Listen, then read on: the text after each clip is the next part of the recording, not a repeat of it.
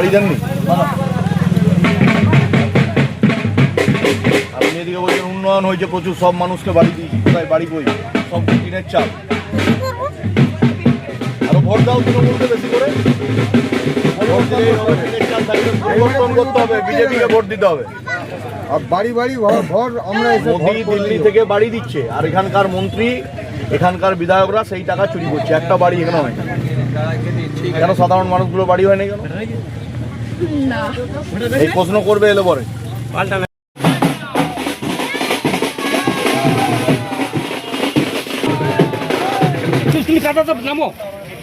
প্রচারেমে মানুষের অভূতপূর্ব ছাড়া আমলাজোড়া অঞ্চলে রাজবাঁধ লকগেট থেকে শ্মশানকালী মন্দিরে পুজো দিয়ে আমি আমার কাজ শুরু করেছি মানুষের সাথে জনসংযোগ।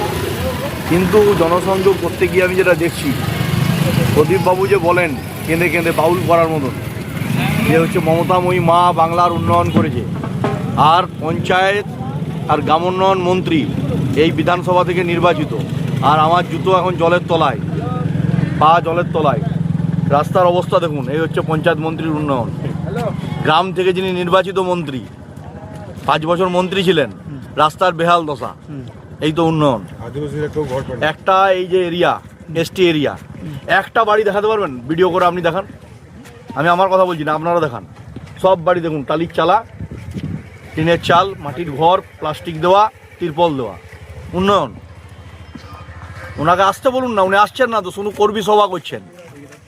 ডেকে ডেকে তপমন সিটি 21 তলা বিল্ডিংয়ের নিচে কর্মী সভা করলে আমলাজোড়া অঞ্চলের মানুষের কি দুর্দশা, ওটা প্রদীপবাবু বুঝতে পারবেন না। এসি গাড়ি চড়ে এনএইচের রাস্তা দিয়ে কলকাতা যাওয়া যায় 5 দিন, আর গ্রামীণ ক্ষেত্রে ঘুরলে উনি বুঝতে পারবেন। গ্রামে আসুন, গ্রামের মানুষের সাথে কথা বলুন, তাহলেই বুঝতে পারবেন যে গ্রামীণ মানুষগুলোর কি পরিস্থিতি হয়ে আছে। আমরা এর জন্য পরিবর্তনের কথা বলছি। ভারত মাতা কি